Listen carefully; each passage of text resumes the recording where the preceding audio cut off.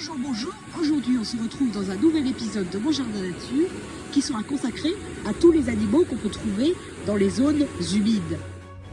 Le héron cendré, Ardea cinerea, ici sur les berges d'une rivière, en pleine ville.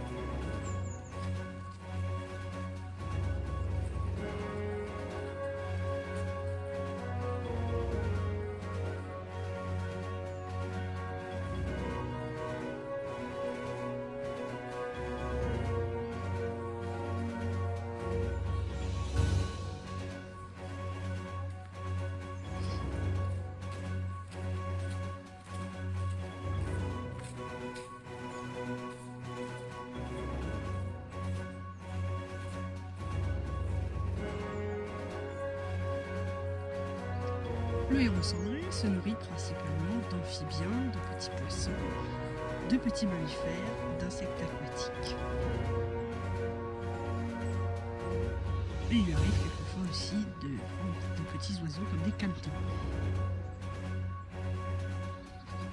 Il a une excellente vue et son bec est un véritable harpon pour attraper ses proies. Le héron cendré Ardea cinerea se nourrit principalement de poissons, d'amphibiens, parfois de petits rongeurs, d'insectes aquatiques et occasionnellement de canetons et de petits oiseaux.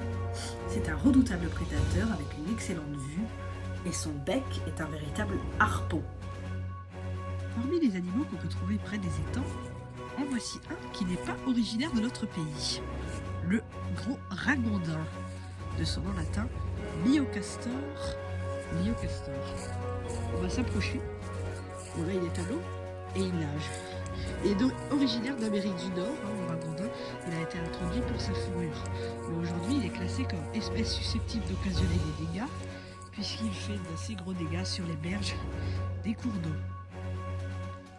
On le trouve dans cet étang en pleine ville, où il côtoie les canards et les oies.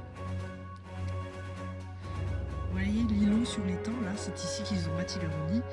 Jadis, il y en avait beaucoup plus. On les voit de moins en moins parce qu'ils deviennent nocturnes. Et ils font d'assez gros dégâts aussi dans les potagers quand ils entrent et ils mangent un peu tout. Ce sont des rongeurs, comme les rats, mais ils sont beaucoup plus proches des castors.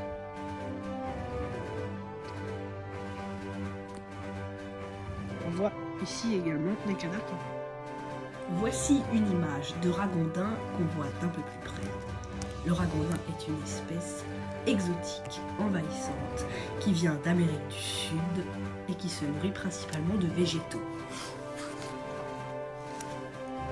Le ragondin devient très familier lorsqu'il n'est pas chassé ou piégé car il se reproduit extrêmement vite, comme c'est un rongeur. C'est un animal social qui vit principalement en groupe.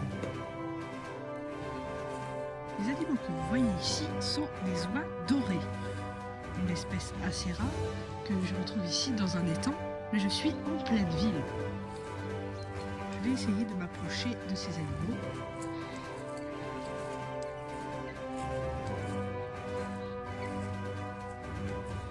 On les appelle oies dorées, mais elles font partie de la famille des anatidés, donc elles sont plus proches des canards que des oies. Je les trouve assez belles, avec une différence de plusieurs couleurs. Et assez craintif, parce que... J'ai fait l'erreur d'appeler l'espèce que je vous ai montrée l'oie dorée, mais en vérité il s'agit de l'oie d'Égypte. Veuillez m'excuser.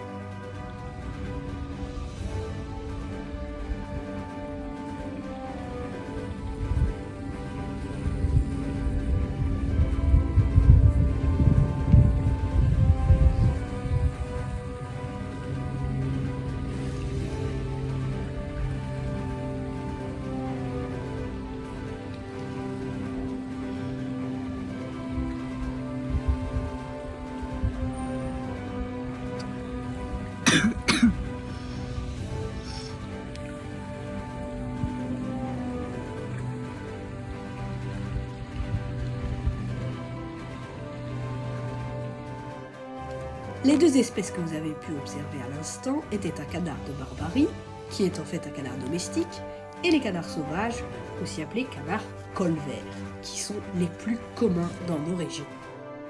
Merci d'avoir regardé cette vidéo et nous allons nous retrouver dans la partie 2 qui arrive très prochainement.